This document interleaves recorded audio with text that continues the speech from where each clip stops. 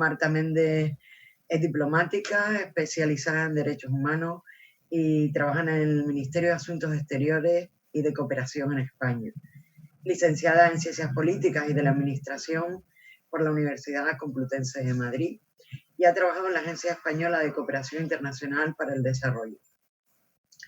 Ha estado destinada como segunda jefatura a las embajadas de España en Jamaica y Namibia, y desde agosto de 2016 formó parte del equipo de la Oficina de Derechos Humanos del MAEC, donde se ocupa de varias áreas temáticas, como es la no discriminación por razón de orientación sexual e identidad de género, derechos de la infancia y juventud, y el seguimiento de la situación de los derechos humanos en Europa y América del Norte.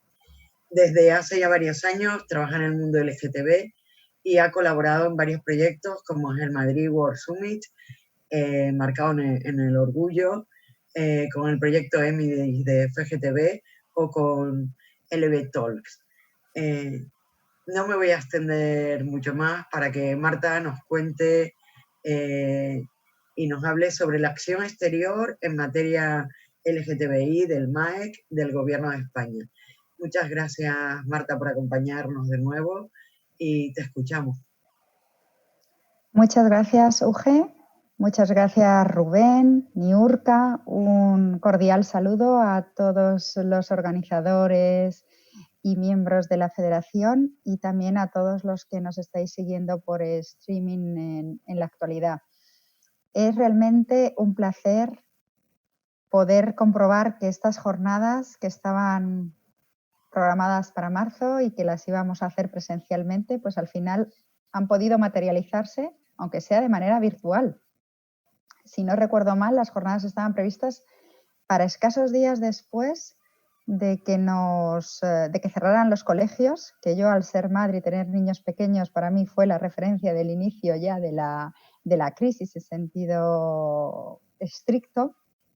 Y bueno, pues me quedé con las ganas de participar en esta sesión y también, fijaros qué coincidencia, en la sesión que habéis nombrado vosotros de LB Talks, que precisamente se celebra mañana también en sesión virtual.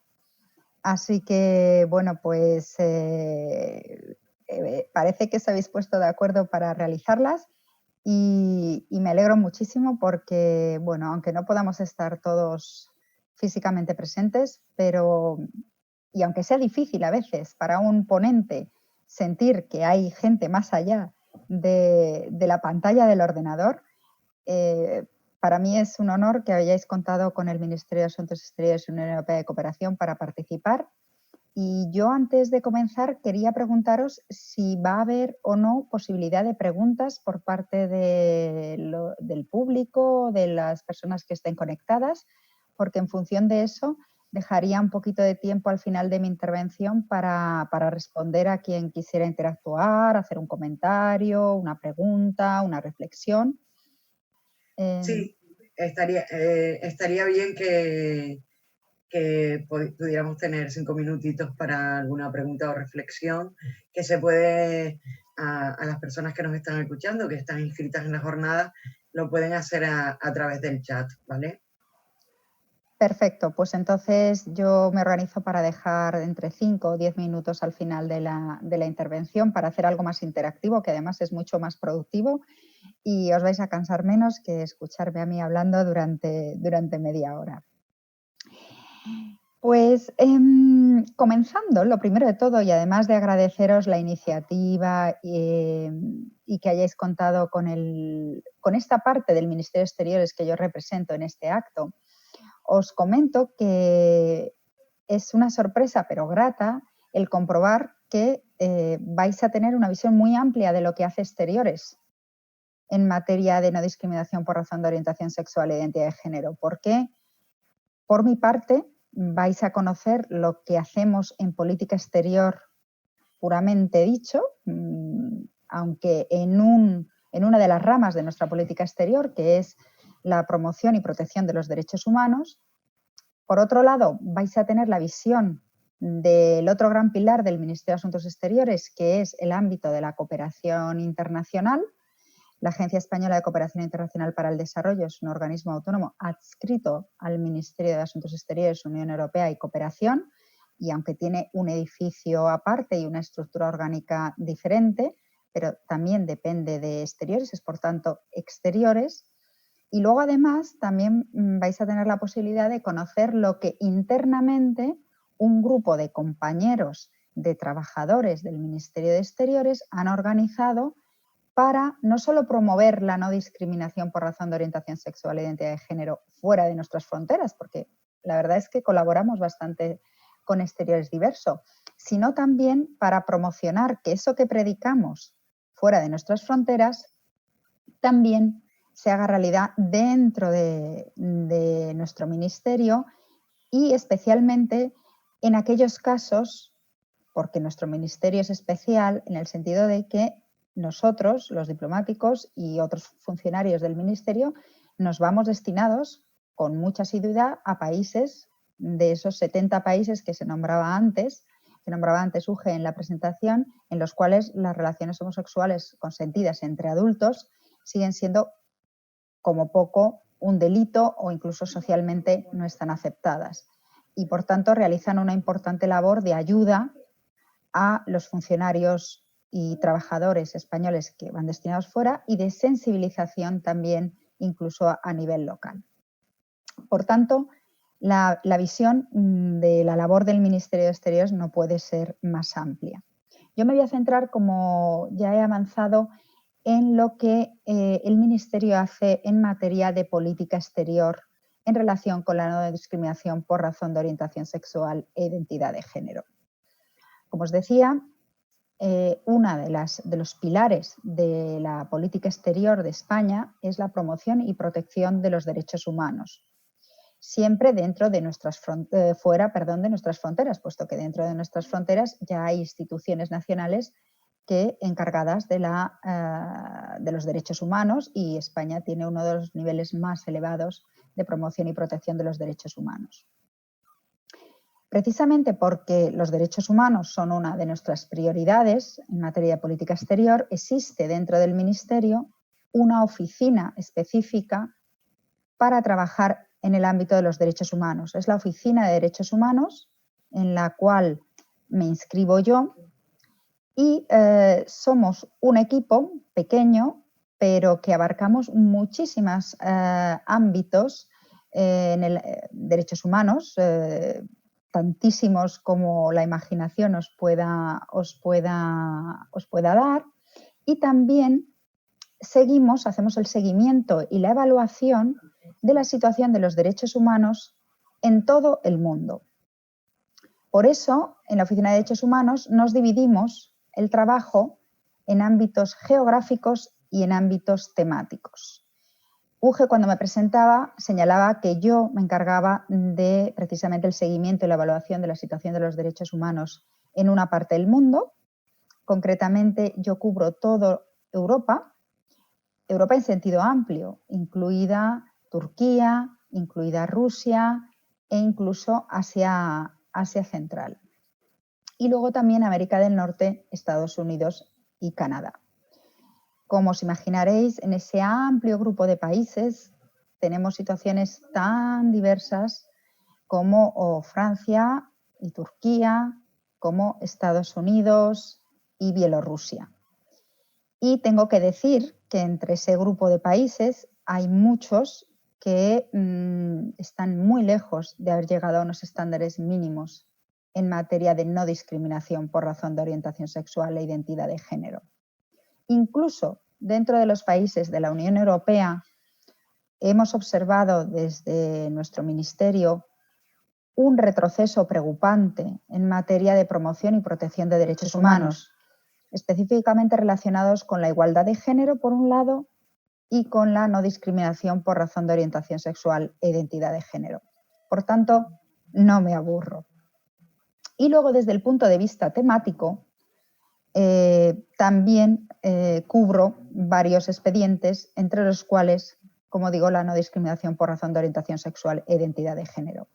De todos los expedientes que cubro, que no son solamente este que acabo de nombrar, Este es probablemente el más importante porque es una de las prioridades nuestras de trabajo en materia de derechos humanos.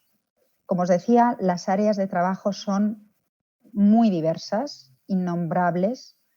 Podemos hablar desde derechos de los campesinos a, bueno, pues derecho al agua potable y al saneamiento, pasando por igualdad de género, discapacidad, derechos de los pueblos indígenas y no discriminación por razón de orientación sexual e identidad de género.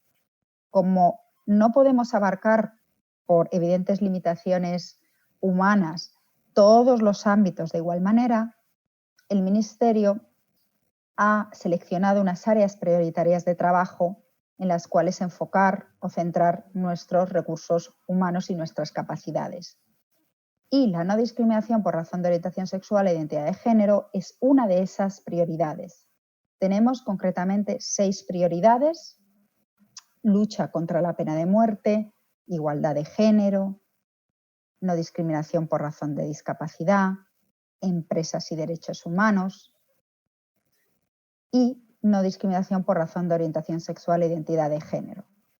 Por tanto, creo que el hecho de que hayamos incluido la no discriminación por razón de orientación sexual e identidad de género entre las prioridades de trabajo de la Oficina de Derechos Humanos da una idea de la importancia que desde el Ministerio le otorgamos a esta cuestión. Me gustaría señalar, a la hora de comentaros exactamente qué hacemos y mostraros en qué se concreta todo este discurso, 2 grandes niveles en los que centramos nuestra actividad. Por una parte, la acción y actividad que tenemos en diferentes foros multilaterales y, por otra parte, nuestra actividad a nivel bilateral con otros estados de la comunidad internacional. En lo que se refiere al primer ámbito, a los foros multilaterales, es decir, aquellas organizaciones internacionales en las cuales España participa y promueve iniciativas y se suma a acciones e iniciativas multilaterales, destacan 3 grandes foros. Por una parte, la Organización de Naciones Unidas; por otra parte, la Coalición por la Igualdad de Derechos; por otro lado, la Unión Europea; y un cuarto foro que cada vez está adquiriendo mayor competencias en materia de no discriminación en general y de no discriminación por razón de orientación sexual e identidad de género concretamente, es el Consejo de Europa. Ya he dicho 3, pero podemos decir 4, pues sería más justo. En el ámbito de Naciones Unidas. Bueno, Naciones Unidas es el gran foro multilateral por excelencia.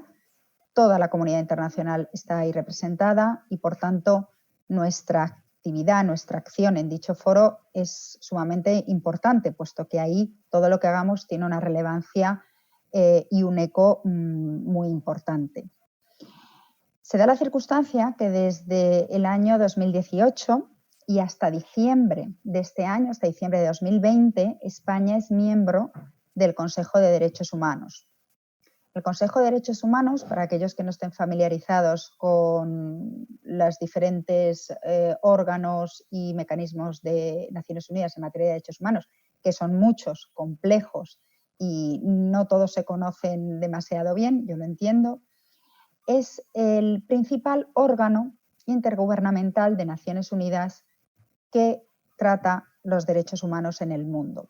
Está compuesto por 47 estados de toda la comunidad internacional, que son elegidos por un periodo de 3 años en función o en base a un criterio geográfico equitativo.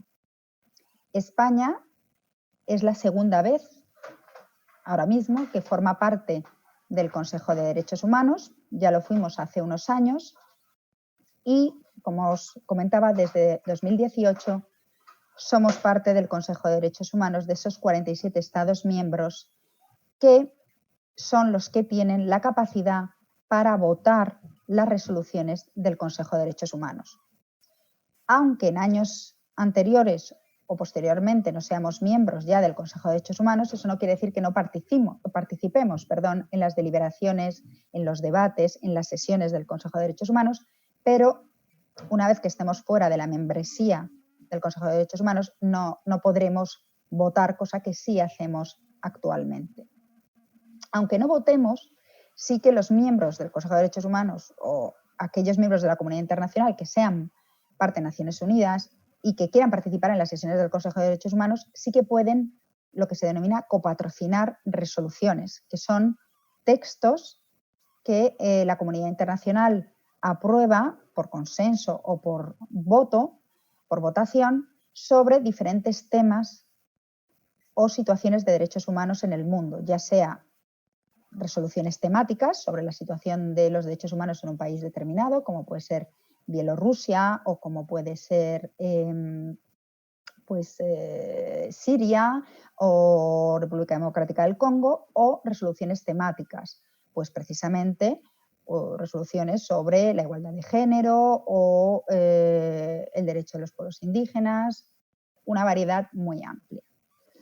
Entonces, en el seno del Consejo de Derechos Humanos, que se enmarca dentro de la Organización de Naciones Unidas, en 2016 España copatrocinó, no votamos porque en ese momento no éramos miembros del Consejo de Derechos Humanos y por tanto no podíamos votar, pero sí que copatrocinamos, sí que apoyamos y hicimos gestiones ante otros terceros estados para aprobar una resolución histórica que estableció el mandato de un experto independiente sobre la protección contra la violencia y la discriminación basada en la orientación sexual y la identidad de género.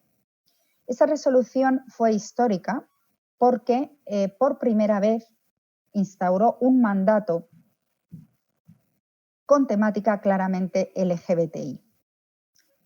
En Naciones Unidas hay muchísimos mandatos sobre muchísimos temas, tanto temas sustantivos y horizontales como situaciones país. Pero nunca había habido hasta ese momento un mandato específico sobre cuestiones LGBTI. No os ocultaré que su aprobación, la aprobación de esta resolución, fue difícil. Había estados firmemente en contra del establecimiento de un mandato similar e incluso se vivió una situación insólita en el seno del Consejo de Derechos Humanos y en el seno de Naciones Unidas, como fue el intento de varios estados contrarios a dicho mandato a revertir una decisión del Consejo de Derechos Humanos en un órgano que es la Asamblea General de Naciones Unidas, que se reúne unos meses después en Nueva York. La aprobación de la resolución tuvo lugar en junio de 2016 y en la sesión plenaria de la Asamblea General, en la tercera comisión de la Asamblea General de ese año, en octubre-noviembre de ese año, un grupo de estados, mediante un procedimiento, por así decirlo, formal, intentó revertir esa resolución. Pero finalmente, gracias al activismo y a la movilización de la comunidad internacional, se logró mantener esa resolución y el experto vio reforzado su mandato y se nombró así a un primer titular de ese mandato, a un primer experto que estuvo un par de años, un profesor tailandés que hace cosa de un año y pico, si no recuerdo mal, renunció al cargo por razones de salud y le sucedió en dicho cargo Víctor Madrigal Borloz, un costarricense conocido profesional y activista en materia LGBTI, con el cual hemos colaborado en el pasado y esperamos seguir colaborando en el futuro. Si en 2016 fue difícil establecer este mandato, en 2019, el año pasado, tuvo que renovarse ese mandato porque los mandatos se crean por un tiempo determinado. En este caso, el mandato fue creado por 3 años. Entonces, el año pasado, en 2019, hubo que renovar el mandato. Ahí, de nuevo, asistimos a una ofensiva por parte de los países de la comunidad internacional más reacios a renovar el mandato. Y ahí sí ya tuvimos la oportunidad de posicionarnos mucho más claramente que en 2016 a favor de la renovación del mandato, es decir, para extender este mandato, para que siguiera habiendo un experto independiente. Y con nuestro voto, con el voto de España, pues en junio de 2019 se logró renovar el mandato del experto independiente. Probablemente alguien les hable a continuación de la figura del experto independiente, pero yo simplemente les quiero señalar que es una figura importante porque no solamente visibiliza y pone cara a un experto LGBTI en Naciones Unidas, que hasta entonces no había ninguno, sino que también este experto produce una serie de informes, realiza visitas a una serie de países y produce documentación e informes de gran interés para toda la comunidad internacional. Dentro también de la Organización de Naciones Unidas formamos parte desde 2017 de lo que se conoce como el LGBTI Core Group de Naciones Unidas. Esta, a diferencia del Consejo de Derechos Humanos, es una red informal, heterogénea, de países, pero no solamente países, sino también organizaciones internacionales, organizaciones no gubernamentales, organizaciones de la sociedad civil, que tienen como objetivo dar visibilidad y apoyo a las reivindicaciones y demandas de las personas LGBTI en el marco de Naciones Unidas.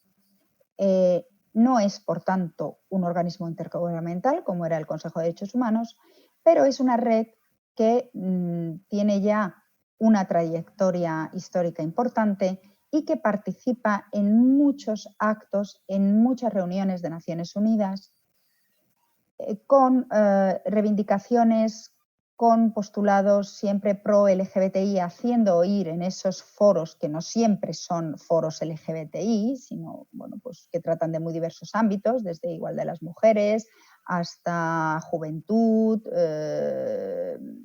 personas mayores, por así decirlo, el elemento LGBTI. Este foro tiene su sede en Nueva York. Y la última actividad que hicimos en el marco de este foro fue, por ejemplo, la celebración del Día Internacional contra la Homofobia y la Transfobia, IDAHOT, en el marco del cual bueno, pues España se suma al comunicado que saca este grupo, lo negocia con ellos y lo difundimos también a través de nuestra propia red de embajadas y consulados. Fuera del ámbito de Naciones Unidas hay un nuevo espacio, cuando digo nuevo es porque es bastante reciente, escasos 4 años también, que se está abriendo poquito a poco paso a nivel internacional, que es la llamada Coalición por la Igualdad de Derechos. Equal Rights Coalition, por sus siglas en inglés. Puede que alguno la conozca por las siglas ERC en vez de por Coalición por la Igualdad de Derechos. Esta estructura, que es una estructura intergubernamental, es decir, en la que solo participan los Estados miembros, o los Estados, por así decirlo, los que son miembros, claro, pero Estados, no está abierta en cuanto a su membresía a organizaciones de la sociedad civil o a entidades que no sean Estados, nace de una conferencia mundial sobre derechos humanos de personas LGBTI que se celebró en Montevideo en julio de 2016 y que bueno, pues buscaba fomentar la cooperación multilateral, el intercambio de información y buenas prácticas en la defensa y protección de los derechos humanos de las personas LGBTI. Lo interesante de esta nueva estructura es que quiso alejarse de la típica estructura intergubernamental que tenía todo lo que surge al calor de Naciones Unidas para crear un vínculo más directo y duradero con la sociedad civil. De tal manera que, bien, si sus miembros son solo estados, sí que en los grupos de trabajo que han organizado, hay concretamente 4 grupos temáticos de trabajo. España forma parte de uno denominado Legislación Nacional, Políticas Públicas y Buenas Prácticas. En dichos grupos de trabajo también pueden participar organizaciones de la sociedad civil y, de hecho, lo hacen. Las organizaciones más grandes, como ILGA, Outright International, son parte de dichos grupos de trabajo, son interlocutores muy activos en esta organización y, lamentablemente, hasta la fecha no hay ninguna organización de la sociedad civil española que participe en ninguno de los grupos de trabajo. Entendemos que para las organizaciones de la sociedad civil española es muy complicado muchas veces dar el salto a la esfera internacional, puesto que ello conlleva una serie de recursos, también una serie de capacidades, puesto que hay que defenderse en un entorno anglófono la mayoría de las veces, puesto que las reuniones se realizan, hasta ahora siempre ha sido fuera de España. Pero me gustaría aprovechar esta plataforma para animar a la Federación y a cualquier otra organización de la sociedad civil a que se plantee su participación, aunque sea online, aunque sea a través de correo electrónico, para que al menos también se oiga la voz de las organizaciones de la sociedad civil que promocionan los derechos humanos de las personas LGBTI en España. Y por tanto, animo a cualquier organización que quiera a contactar conmigo para que a través del Ministerio de Exteriores podamos ponerle en contacto con los organizadores de esta organización, de esta institución, y puedan participar en alguno de los grupos de trabajo que les interese. Esta organización, la Coalición por la Igualdad de Derechos, celebra una serie de cumbres bianuales y bienales, y la última de ellas estaba prevista en mayo de este año en Londres, porque la copresidencia del grupo la tenía en ese momento y la sigue teniendo Reino Unido y Argentina. Siempre es un país del Global North y otro del Global South, como se suele decir. Y la iban a hacer en Londres, coincidiendo con Idaho, con el Día Internacional contra la Homofobia y la Transfobia, en mayo de este año, pero desafortunadamente pues la crisis del coronavirus dio al traste con todos los planes. Bien, en el ámbito de la Unión Europea, y ya voy acortando porque empiezo a ir un poquito mal de tiempo y he prometido que íbamos a dejar unos 5 minutos mínimo para preguntas. España también en su momento tuvo un papel muy destacado cuando se empezaron a elaborar las directrices de la Unión Europea sobre derechos humanos de las personas LGBTI, que se aprobaron en 2013. Desde entonces, España participa activamente en los diferentes foros, en los diferentes grupos de trabajo de la Unión Europea que tratan cuestiones LGBTI. Ahí participamos no solamente el Ministerio de Exteriores, sino también el antiguo Ministerio de Sanidad, ahora el Ministerio de Igualdad. Y hay numerosísimas actividades porque la Unión Europea es muy activa en la promoción y protección de los derechos humanos de las personas LGBTI. No me quiero detener en ellas porque probablemente sean más conocidas al estar más cerca de España que las de Naciones Unidas que he señalado. Y luego también quiero hacer una pequeña referencia al Consejo de Europa. Dentro del Consejo de Europa, esa organización también intergubernamental que es más amplia que la Unión Europea, que se fundó también justo después de la Segunda Guerra Mundial, con la idea de crear una red paneuropea para promocionar el Estado de Derecho, la democracia y los derechos humanos, pues allí también hay iniciativas muy recientes para la promoción y protección de los derechos humanos de las personas LGBTI. Precisamente ayer y antes de ayer se ha reunido un comité de nueva creación que se llama un comité antidiscriminación que, bueno, pues versa o trabaja sobre todo tipo de discriminaciones, pero una de ellas, uno de esos pilares, es la discriminación por razón de orientación sexual e identidad de género. Ese comité es un comité muy nuevo, de reciente creación. Ya os digo que ayer y antes de ayer celebró su primera sesión, también virtual, en Estrasburgo, que es la sede del Consejo de Europa. Y bueno, pues costó crear este comité porque el Consejo de Europa tiene una membresía mucho más amplia que la de la Unión Europea y ahí están países abiertamente reticentes o cuasi homófobos, como puede ser el caso de Rusia, que no veía y no ve con buenos ojos el promocionar los derechos humanos de las personas LGBTI. También en el Consejo de Europa se está integrando ahora mismo la Red Europea de Puntos Focales LGBTI, que es también una red intergubernamental, es decir, integrada por representantes de los estados, que tiene ya unos 20 años de existencia, que era una red hasta ahora bastante informal, pero muy activa, que se reunía para intercambiar propuestas de acción, información sobre cómo se estaban promocionando los derechos humanos de las personas LGBTI en cada país europeo.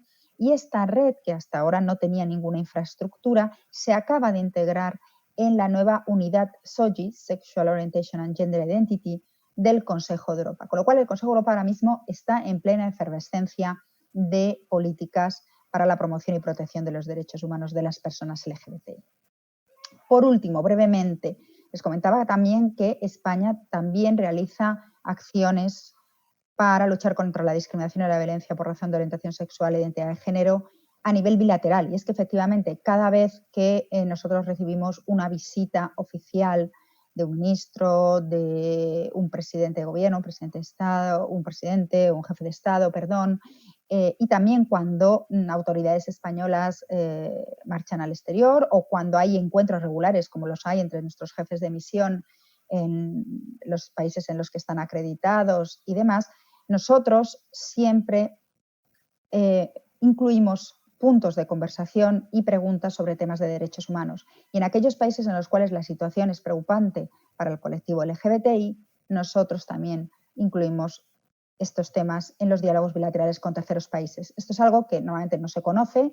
El contenido de las conversaciones pues, suele ser siempre más confidencial y no suele saltar a la opinión pública. Pero aunque sean preguntas o comentarios o mensajes incómodos a veces, para la otra parte España los saca. Y en ocasiones se han logrado pues, resultados muy satisfactorios precisamente por esta presión diplomática que se hace de forma más modesta o de forma menos conocida para la opinión pública. Y por último, simplemente señalar que desde el año 2010 nuestro ministerio, junto con el antiguo Ministerio de Sanidad, ahora el Ministerio de Igualdad, luego también a veces con Justicia, pues promovemos una declaración institucional anual coincidiendo con el Día Internacional contra la Homofobia y la Transfobia. No solo participamos en actos internacionales, sino que también a nivel nacional promovemos una declaración al respecto. Y quería dejar 5 minutos, al final voy a dejar 2. Ruego mis disculpas por extenderme tanto, pero abro aquí el turno de preguntas, comentarios, reflexiones, críticas incluso, y quedo a disposición del público. Hola Marta, muchas gracias, me ha encantado. Pero para no quitar tiempo a nadie, ya te hago un par de preguntas que nos han llegado a través de streaming, del YouTube. De Santiago Hernández nos pregunta, bueno, hay una petición y luego una pregunta. Dice, necesitamos que desde la Oficina de Derechos Humanos se presione al Estado ecuatoriano respecto a la vulneración a la población trans previo a las elecciones de 2021. Y la pregunta es, ¿la Embajada de España en el Ecuador puede denunciar al Estado esta vulneración hacia nuestras poblaciones trans? La asignación de urnas para personas trans debe cambiar, es humillante, denigrante, insólito lo que sucede hoy en el Estado transfóbico. Respondo, ¿no? A esta sí, y luego me dices la otra. Otro. Pues sí. Bien, sí, la situación en Ecuador, como en otros muchos países de América Latina, es muy preocupante y especialmente en lo que se refiere al colectivo trans. Somos conscientes, puesto que nuestras embajadas nos mantienen puntualmente informados y muchas veces en el Ministerio de Exteriores recibimos organizaciones de la sociedad civil que vienen a España pues, a muy diversas actividades y pasan por el Ministerio a contarnos de primera mano lo que está pasando en alguno de los países. Nosotros les recibimos junto con la subdirección geográfica correspondiente en nuestro ministerio y tomamos nota de las peticiones que nos hacen. Nosotros como Estado no podemos denunciar a otro Estado. Eso es algo que pueden hacer los propios ecuatorianos ante diversas instancias, no solo ante los comités, órganos de tratados de Naciones Unidas, sino también ante la propia Organización Regional de Promoción y Protección de los Derechos Humanos, que es la Organización de Estados Americanos. En América Latina hay una Comisión Interamericana de Derechos Humanos, que tiene además mucho peso y que ha dictado, pues, y la Corte Interamericana de Derechos Humanos, que ha dictado jurisprudencia importante en materia de promoción y protección de los derechos humanos de las personas LGBTI. Por tanto, esa es la vía a la que tienen que acudir las organizaciones o los individuos que consideren que su Estado, Ecuador, no está respetando las obligaciones internacionales en materia de derechos humanos que ha suscrito. nosotros como Estado no podemos denunciar. Lo que sí podemos es tomar nota de la situación y de las preocupaciones de las organizaciones de la sociedad civil y en los contactos que la Embajada o nosotros, desde el Ministerio de Exteriores, de nuestra sede central, mantenemos con las autoridades ecuatorianas, hacerles llegar esos mensajes o hacerles o transmitirles nuestra preocupación por la situación del colectivo trans, en concreto, en este caso, en Ecuador. Tenemos otra pregunta, bueno, son 3 en una, te ruego que sea más corta, sí. Sí, porque ya sí, tenemos que terminar. Voy. Y es de Sophie Soft, que nos pregunta qué hace Naciones Unidas con los campos de refugiados y por qué se permiten estos en Europa con capacidad para 3.000 personas y que hay 16.000. Y la siguiente era que ocurre en Europa con la población que hay que reasentar. No sé si tú dominas esta parte o... Claro, lamentablemente a estas preguntas no puedo contestar, puesto que escapan del ámbito que estamos nosotros tratando. Esto es un tema muchísimo más amplio de refugiados, de personas, bueno, pues muchas de ellas asiladas, migrantes, que escapa, como digo, del ámbito de esta conferencia. Pues sí, yo sabía pero no quería dejar de formularla porque nos la habían dicho. Yo tengo algunas, Marta, pero... Además, perdón, de que no es una competencia que llevemos en la Oficina de Derechos Humanos. El tema de los refugiados y los migrantes no lo llevamos nosotros. Aunque pueda parecer, y está todo relacionado, evidentemente, pero es inabarcable. Y perdóname, Eugeni. No, yo tengo algunas preguntas que hacerte, pero como no me da tiempo, pues en algún momento te voy a pedir una reunión y hablamos de algunas cosas que me interesan saber para poder continuar desde FGTV haciendo incidencia política también a nivel internacional. Muchas gracias, que mañana vaya bien todo en LG Talks, el LB Talks, perdón, y darle recuerdos a las compañeras. Y nada, muchas gracias por estar esta tarde con nosotras, por compartir nuestro tiempo y por trabajar por los derechos humanos de las personas lesbianas, gay, trans y bisexuales. Y sin más te despedimos para dar comienzo ahora a la siguiente mesa, que también estaré moderando, pero voy a darles más tiempo a los compañeros. Gracias, Marta. A vosotros, muchas gracias.